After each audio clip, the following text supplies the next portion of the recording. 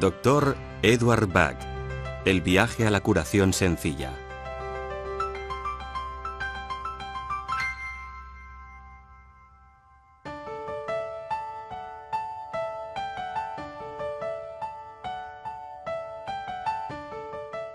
El descubrimiento casual de una flor cerca de un manantial de montaña en Gales marcaría el comienzo de un viaje para uno de los pensadores más imaginativos de nuestro tiempo, Edward Bach, un doctor entregado y apasionado que dio la espalda a la medicina ortodoxa y empezó a investigar el poder curativo de la naturaleza para tratar las enfermedades. El Dr. Bach fue un respetado doctor, bacteriólogo y patólogo en el Londres de principios del siglo XX. Según sus teorías, las emociones están relacionadas con los trastornos físicos. Sus remedios florales interactúan con las emociones negativas que pueda experimentar una persona en un momento dado para transformarlas en emociones positivas. Como en el caso de muchos pioneros cuyos descubrimientos se adelantaban a la ciencia, la vida del Dr. Bach estuvo rodeada de controversia. Y como ha ocurrido con otros innovadores que han realizado descubrimientos únicos, algunos lo consideraban un excéntrico. Sin embargo, su intuición acerca del poder de la naturaleza culminaría con el descubrimiento de 38 remedios florales que cambiarían la manera de ver las terapias naturales. Edward Bach, el viaje a la curación sencilla. Edward Bach nació el 24 de septiembre de 1886 en Moseley, a las afueras de Birmingham, Inglaterra. Durante su infancia, Bach iba a menudo al campo. Era un muchacho intuitivo, muy sensible a su entorno, y le encantaba pasear entre los árboles, los pájaros y las flores silvestres. Sin embargo, la belleza natural del campo contrastaba enormemente con la ciudad de Birmingham, enclave fabril que se consideraba la cuna de la revolución industrial. Tras terminar su formación escolar, Bach empezó a trabajar en la fundición de latón de su padre. Había descartado sus sueños infantiles de ser doctor, pues veía que no podía pedir a sus padres que costeasen los estudios de medicina. Sin embargo, el joven Edward no lograba adaptarse al ruido constante y las condiciones claustrofóbicas del entorno de trabajo en la fundición. A pesar de todo, en aquel contexto industrial encontró una inspiración muy diferente. Edward Bach era un perspicaz observador de las emociones y vio cómo afectaban las enfermedades a los trabajadores. El miedo a la enfermedad era un problema tan importante como la propia enfermedad, pues un hombre enfermo no podía trabajar ni tampoco pagar facturas médicas de importes desorbitados. Además, los remedios administrados no hacían más que ocultar los síntomas. Finalmente, Bach explicó a su padre que quería estudiar medicina. Con la aprobación de la familia, dejó la fundición para centrarse en su pasión por aliviar el sufrimiento humano y estudió medicina en la Universidad de Birmingham. Durante 6 años, Edward Bach absorbió conocimientos ávidamente, primero en el edificio de ladrillo rojo de la Universidad de Birmingham y después en el University College Hospital de Londres, donde se graduó como doctor en 1912 e ingresó en el Real Colegio de Medicina. Un año después, obtuvo los títulos superiores de licenciado en Medicina y licenciado en Cirugía, y en 1914 añadió a su currículum un diploma en Salud Pública de Cambridge. Durante su estancia en el University College Hospital, investigó sobre la terapia de vacuna en el departamento de bacteriología. Bach descubrió que algunas bacterias intestinales estaban estrechamente relacionadas con las enfermedades crónicas y su curación. De esta manera, desarrolló vacunas a partir de esas bacterias que purificaban el tracto intestinal. Pero aunque los resultados de muchas vacunas le animaban, no le convencía el uso de inyecciones por el dolor que provocaba la aguja de la jeringuilla. Cuando estalló la Primera Guerra Mundial, Bach ya se había forjado una reputación como doctor. Los hospitales de Inglaterra estaban saturados de soldados que regresaban del frente. Algunos hombres presentaban heridas horribles, mientras que otros padecían los efectos de intoxicaciones por gas, amputaciones y traumas de guerra, lo que hoy llamamos estrés postraumático. Aunque la débil salud de Bach no le hacía apto para el servicio militar, estuvo a cargo de 400 camas para heridos de guerra, mientras seguía investigando sobre la enfermedad inflamatoria intestinal en sus ratos libres. En el tiempo que pasó con los soldados heridos, empezó a observar que algunos, con los mismos trastornos que otros, se recuperaban mejor durante el proceso de curación, aunque no estaba seguro de los motivos. Por desgracia, en 1917, todos sus esfuerzos quedaron bruscamente interrumpidos cuando sufrió un colapso en el trabajo con una hemorragia masiva. Le ingresaron rápidamente en el hospital y le extirparon un cáncer ya en estado avanzado. Le dieron tan solo 3 meses de vida.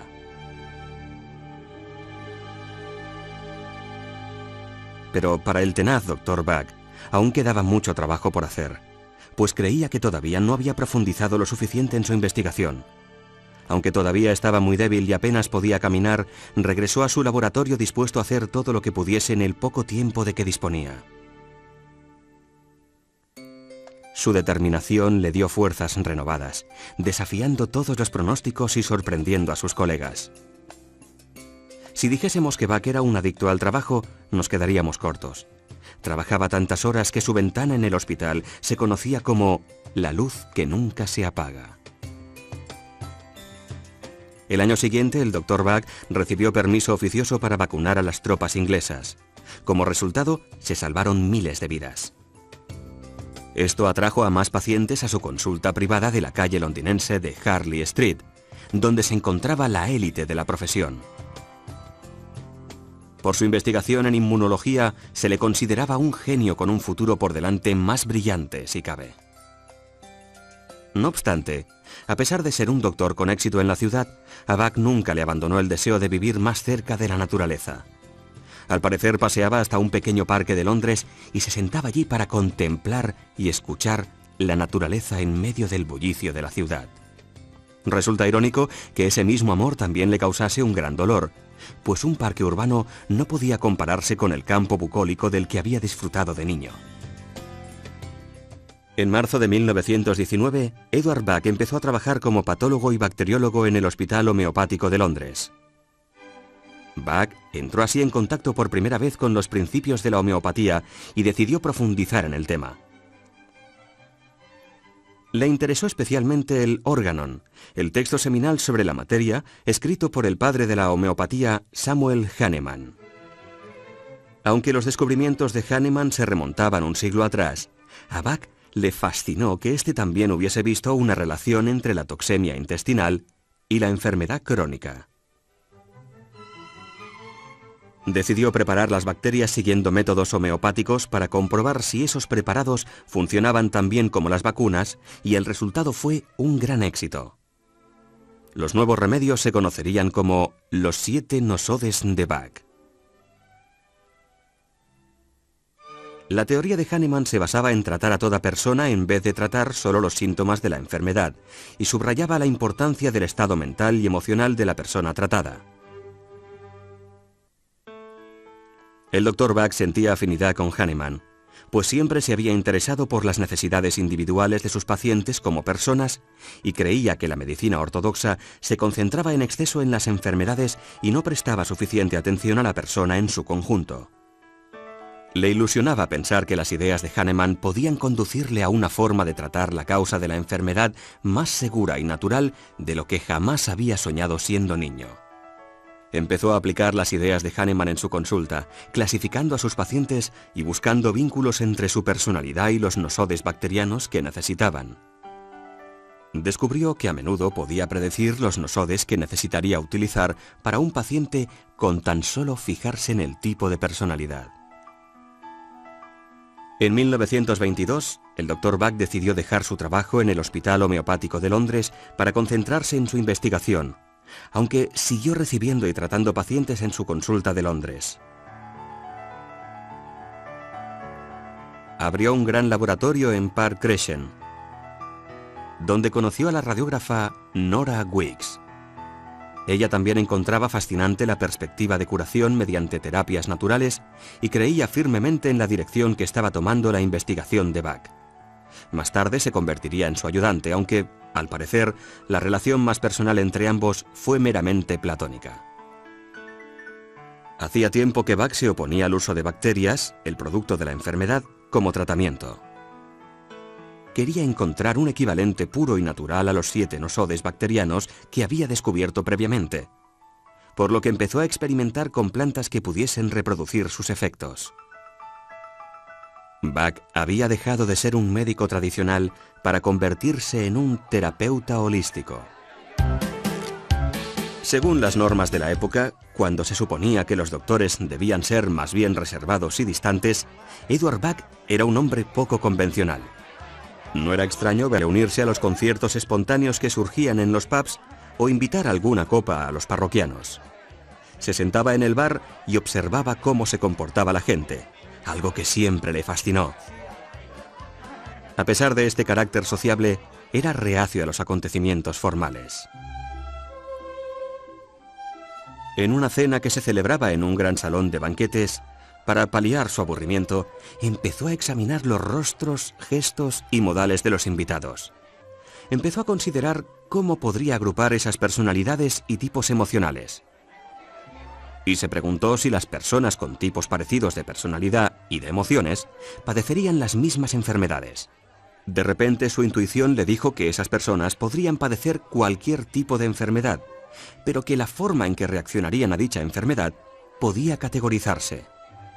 Se dio cuenta de que la respuesta a la enfermedad no radicaba en curar solo las enfermedades crónicas, sino que debía consistir en buscar un tratamiento para las emociones y los estados de ánimo negativos, que eran los primeros responsables de la falta de salud. Basándose en estas ideas, categorizó varios estados emocionales y pudo ver que se necesitarían más. Estaba decidido a dedicar el resto de su vida a este nuevo sistema de medicina que la naturaleza podía proporcionar, algo de lo que estaba convencido. La búsqueda de estos nuevos remedios, más sencillos y más naturales, llevó al Dr. Bach a la campiña de Gales. Allí encontró en 1928 Impatiens glandulifera y Mimulus guttatus en estado silvestre, y preparó remedios con estas plantas siguiendo métodos homeopáticos. El Dr. Bach empezó a usar los nuevos remedios florales con sus pacientes, prescribiéndolos según su personalidad. El éxito fue inmediato y notable. A continuación añadió a su colección la clemátide. Estos 3 remedios tuvieron tanto éxito que a finales del año siguiente había dejado de usar todos los demás medicamentos. Mientras tanto, seguía buscando más plantas curativas. En 1930, Bach hizo lo que otros doctores consideraban impensable. Dio la espalda a la medicina ortodoxa y dejó su consulta de Londres, sumamente lucrativa, para dedicarse por completo a la búsqueda de nuevos remedios a partir de las plantas del campo. Además, le pidió a Nora Weeks que le acompañase como ayudante. El Dr. Bach siguió descartando de su práctica ideas y teorías innecesarias, como los antiguos métodos de preparación de remedios en laboratorio, y diseñó 2 nuevos métodos para preparar las flores. El primero de ellos fue el método del sol. El Dr. Bach colocaba las flores frescas en un cuenco con agua bajo la luz directa del sol, de modo que la energía de la planta se filtrase al agua. Unos años más tarde, ya establecido en Mount Vernon, descubrió un segundo método, el método de ebullición, que utilizaría para 18 de los remedios. Este método consistía en recoger las flores y hervirlas en agua durante media hora para luego dejarlas enfriar. Para preparar los remedios, el Dr. Bach mezclaba el agua con las propiedades de las flores a partes iguales con brandy, que hacía la función de conservante. Al líquido resultante lo denominó tintura madre. Luego preparaba botellitas de concentrado diluyendo 2 gotas de tintura madre en 30 mililitros de brandy. De 1930 a 1934, el Dr. Bach y Nora viajaron por los rincones más remotos de Inglaterra y Gales, preparando y probando remedios a partir de numerosas plantas. Experimentaron usando estos preparados con sus pacientes. Con el tiempo, creó 19 remedios. La mayoría de ellos se elaboraron a partir de flores, con la excepción del Rock Water, que se creó en 1933 con agua de un manantial olvidado. En un par de casos, Olive y Vine, Escribió a amigos de Suiza y de Italia para pedirles que preparasen los remedios siguiendo sus instrucciones a fin de probarlos con sus pacientes. Uno de sus destinos rurales favoritos era Cromer, una población de la costa este de Inglaterra. Le gustaba observar la dinámica entre los turistas relajados y los locales que seguían el ritmo de su vida cotidiana. Las observaciones realizadas por Bach en este tranquilo entorno reforzaron sus teorías sobre los diferentes tipos de personalidades. Mientras que todos los habitantes de la población se enfrentaban a retos cotidianos similares, las reacciones de las personas ante una situación dada eran muy individuales. Fue durante su estancia en Cromer cuando el Dr. Bach descubrió muchos de los primeros remedios: Agrimory, Chicory, Verben, Centaury, Cerato, Scleranthus y Oak. También fue ahí donde una emergencia marítima puso a prueba el trabajo de Bach. El 14 de diciembre de 1933, una feroz tormenta azotaba el mar. Se dispusieron barcos de salvamento para rescatar a 2 pescadores de la barcaza naufragada de Sepoy. Los barcos intentaron zarpar durante 6 horas, pero el mar estaba demasiado agitado. Finalmente, un barco de salvamento logró colocarse junto a la proa de la barcaza y rescató a uno de los pescadores que se había atado al mástil. Expulsaba espuma por la boca, deliraba y se pensó que no sobreviviría. De hecho, quienes lo rescataron creyeron que se trataba de una muerte segura. Cuando llegaron a tierra firme, el Dr. Bach insistió en intentar salvar la vida del pescador y humedeció los labios del hombre con una combinación de remedios a la que se refirió como Rescue Remedy. Según cuentan, instantes después, el hombre se incorporó y pidió un cigarrillo, tras lo cual lo llevaron al hospital local. En este punto de la vida de Bach, los remedios florales empezaban a hacerse famosos gracias al boca a boca. Había publicado varios artículos y libros sobre el poder curativo y la eficacia de los remedios. Pero la profesión médica se mostraba reticente a aceptar sus ideas.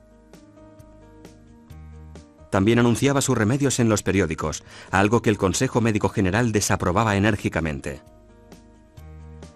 Durante los 4 años siguientes, se le amenazó en repetidas ocasiones con tachar su nombre del registro médico.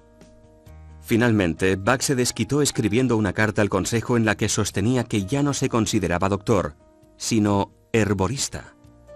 En una carta posterior, rescindió su asociación con la medicina ortodoxa para no volver a saber nada del Consejo Médico General nunca más. Después de años de viajes, el Dr. Bach y su ayudante Nora consideraron que había llegado el momento de establecer un centro donde poder continuar preparando sus remedios. Alquilaron una casa de campo victoriana, Mount Vernon, en el tranquilo pueblo de Shotwell, en el condado inglés de Oxfordshire. Su buen amigo Victor Bullen, un constructor de Cromer, se les uniría más tarde para ayudarles en su labor. Bach tuvo una grata sorpresa al comprobar que casi todas las plantas curativas crecían en un radio de 1,5 a 3 kilómetros de su nuevo hogar. Para entonces ya había gastado todos los ahorros que le quedaban de la consulta de Londres. No tenía mucho dinero para amueblar la casa, así que recogió madera y fabricó sus propios muebles, que aún se conservan hoy en día en Mount Vernon. Aunque su economía no era precisamente boyante, el Dr. Bach no cobraba por sus servicios ni sus remedios. Consideraba que la salud era un derecho de toda persona y sus remedios no eran más que una prolongación natural de la curación. Resulta paradójico que las visitas gratuitas incomodasen a los propios pacientes. Muchos no regresaban para una segunda visita porque sentían que se estaban aprovechando de su bondad. Así que el Dr. Bach decidió cobrar el tratamiento para que los pacientes sintiesen que no solo recibían, sino que también daban algo a cambio. La fama de los remedios empezó a extenderse. Bach conocía a la familia Nelson, los propietarios de la farmacia homeopática más antigua de Europa. De vez en cuando viajaba a Londres para entregar sus tinturas madre en esta y otras 2 farmacias. Bach también seguía tratando a los pacientes que acudían a verle a Mount Vernon. En esta época, él mismo padeció estados de ánimo negativos para los que aún no tenía remedio. Así descubrió los 19 remedios finales, buscando plantas para tratar sus propias dolencias. El sueño del Dr. Edward Bach de crear un sistema basado en la naturaleza como catalizadora para conseguir un buen estado de salud se había hecho realidad. Y lo más importante para él, el nuevo sistema de remedios era seguro, eficaz y sobre todo, sencillo de usar. El Dr. Bach dio un último golpe de efecto. Quemó casi todas las notas sobre sus estudios de casos y sus hallazgos. Veía el sistema completo como un regalo de la naturaleza. Quería que la gente lo viese y lo juzgase tal como era, sin distraerse con teorías y especulaciones. De esta manera escribió: no hace falta ciencia ni conocimiento. Obtendrán mayor beneficio de este regalo enviado por Dios quienes lo mantengan tan puro como es, libre de ciencia, libre de teorías, pues en la naturaleza todo es sencillo. El Dr. Bach trató con sus remedios a muchas personas de forma satisfactoria. En septiembre de 1936 planificó una gira de conferencias, pero la tensión de toda una vida de duro trabajo empezaba a pasarle factura y solo pudo pronunciar una conferencia antes de caer gravemente enfermo por segunda vez en su vida. A la edad de 50 años, con sus sueños cumplidos, este hombre excepcional murió en paz mientras dormía. Fue enterrado en el cementerio del pueblo, muy cerca de Mount Vernon, y en su lápida se grabó la siguiente inscripción: velad porque siga vivo siempre. Ciertamente, a través de sus remedios, lo está. El Dr. Bach dejó su trabajo en manos de sus amigos Nora Weeks y Victor Bullen. En 1958 recaudaron fondos para comprar Mount Vernon, ahora más conocido como la sede del Centro Bach, y lo cedieron a una fundación. Tras la muerte de Nora en 1978, la fundación quedó a cargo de sus socios John Ramsell y Nicky Murray, y luego de John y su hija Judy Ramsell Howard tras la jubilación de Nicky. En 1989, John fundó una fundación benéfica a la que transfirió la propiedad de Mount Vernon, de modo que la casa y el jardín quedasen protegidos para siempre. Hoy en día, el Centro Bach es el eje de un programa mundial de formación. Profesionales de todo el mundo se inscriben aquí y prometen trabajar de acuerdo con los métodos originales establecidos por el propio Dr. Bach. Por lo tanto, aunque ahora es un fenómeno mundial, el sistema sigue siendo tal como el Dr. Bach lo dejó hace tantos años. Sencillo y puro, como las flores que crecen silvestres en el jardín. Y para todas las personas implicadas, la sencillez y la pureza de este método curativo son aspectos primordiales. Como escribió el Dr. Bach hace muchos años, es el sistema de la naturaleza y por tanto, es correcto.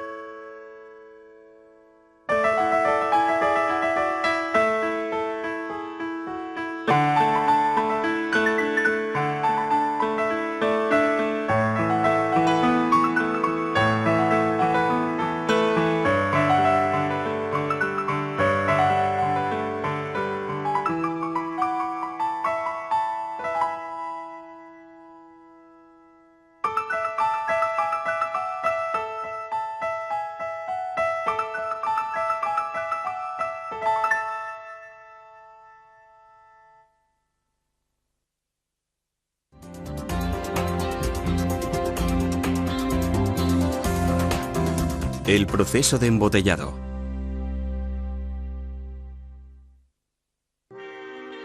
Desde la década de 1930, cuando el Dr. Bach descubrió sus 38 remedios florales, las tinturas madres se han preparado con flores del jardín de Mount Vernon. Con las tinturas madre, el Dr. Bach preparaba remedios concentrados para sus pacientes. Además, suministraba tinturas a varias farmacias homeopáticas de Londres para que pudiesen preparar remedios para sus clientes. Uno de los puntos de venta elegidos era la farmacia Nelson's, situada en la calle londinense de Duke Street. Tras la muerte del Dr. Bach en 1936, sus ayudantes continuaron su labor y su hogar se convirtió en el Centro Bach. El equipo del Centro Bach preparaba, embotellaba y distribuía remedios a quien lo solicitase. A finales de la década de 1980, del pequeño pueblo inglés salían 80.000 botellitas de concentrado semanales para distribuirse por todo el mundo. Sin embargo, y como podrán imaginar, se hacía difícil satisfacer una demanda que no dejaba de crecer. En la década de 1960, Nora Weeks, la ayudante del Dr. Buck en la época en la que éste descubrió los remedios, había pedido a Nelsons que les ayudase a lanzar la Rescue Cream. En ese momento el centro volvía a necesitar ayuda y ya en 1991 concedió licencias a Nelsons para embotellar y distribuir sus tinturas madre. 2 años después, en 1993, este acuerdo se transformó en permanente cuando el centro vendió a Nelsons los derechos de embotellado y distribución. Actualmente Nelsons produce millones de botellitas de concentrado al año y las flores de Buck originales se venden en más de 70 países. Millones de personas, entre ellas respetados doctores y profesionales de la medicina alternativa de múltiples disciplinas, tienen total confianza en las flores de Buck. Las tinturas madre siguen preparándose según el método tradicional. Un empleado de Nelsons formado por el director del Centro Buck recoge las flores a mano en el jardín del Centro Buck, donde las plantas crecen silvestres. Otras plantas crecen en los alrededores, muchas de ellas en los mismos lugares donde el Dr. Buck las encontró hace unos 70 años. En algunos casos concretos, los encargados de preparar los remedios tienen que viajar un poco más lejos. El Rockwater se elabora en Gales, mientras que durante la Pascua se realizan viajes a zonas remotas de España para preparar los remedios Vine y Olive en su entorno natural. El Dr. Buck estableció 2 métodos de preparación de los remedios. Ambos se plasman en maneras sencillas de extraer la energía vital de la planta y transferirla a una forma líquida. El más conocido es el método del sol, que se usa para preparar 20 de los 38 remedios. Las flores se dejan flotar en un recipiente de cristal con agua que se coloca bajo la luz directa del sol durante 3 horas. Todo el proceso se realiza a mano y a pequeña escala. Un día atareado puede haber 6 o 7 recipientes al sol. Algunas plantas solo están en flor un día o 2, por lo que la coordinación temporal es crucial. Para los 18 remedios restantes se sigue el método de ebullición. En la mayoría de los casos se usan las flores de árboles y arbustos que se recogen, se hierven en un cazo y se dejan enfriar en el mismo recipiente al aire libre. A partir de aquí, el proceso es igual en los 2 casos. Se retiran las flores del agua que ya ha adquirido sus propiedades, se filtra y se mezcla a partes iguales con un brandy de 40 grados, que hace las veces de conservante. Esta mezcla es la tintura madre. En la década de 1930, el Dr. Buck llevaba las tinturas madre a la farmacia Nelsons. Hoy en día, Nelsons las lleva a nuestra planta de embotellado en la zona de Wimbledon, en Londres. En la planta de embotellado de Nelsons se siguen fielmente las instrucciones originales del Dr. Buck para preparar las botellitas de concentrado, con 2 gotas de tintura madre y 30 mililitros de brandy. Las etiquetas han cambiado por cuestiones de legislación. En vez de 1 en 240%, ahora se indica disolución 5 por. No obstante, el contenido de la botellita es el mismo. En el Reino Unido los remedios florales se venden como medicamentos. Por lo tanto, el embotellado debe realizarse en instalaciones autorizadas siguiendo un estricto proceso de fabricación y de acuerdo con los estándares farmacéuticos más elevados que incluyen el control de calidad y la total trazabilidad. La firma de Buck garantiza que el cliente recibe los remedios de Buck originales elaborados siguiendo fielmente la receta original del Dr. Buck con tinturas madre preparadas con las flores que crecen en el jardín del Centro Buck. Además de vender remedios, Nelsons apoya el objetivo final del Dr. Buck, que era poner esta forma de autocuración a disposición de todo el mundo. Para ello, organizamos un programa internacional de formación de flores de Buck, BIEP por sus siglas en inglés, que abarca toda la formación hasta el nivel de practitioner profesional. El BIEP cuenta con plena aprobación del Centro Buck, que acepta diplomados en BIEP en su registro internacional de profesionales de la Fundación Buck. Todos podemos curar, decía el Dr. Buck, y con amor y comprensión en nuestra naturaleza, también somos capaces de ayudar a cualquiera que de verdad desee estar sano. Nelsons se enorgullece de formar parte del legado vivo del Dr. Buck. Con las flores de Buck originales, todos podemos curarnos y curar a los demás.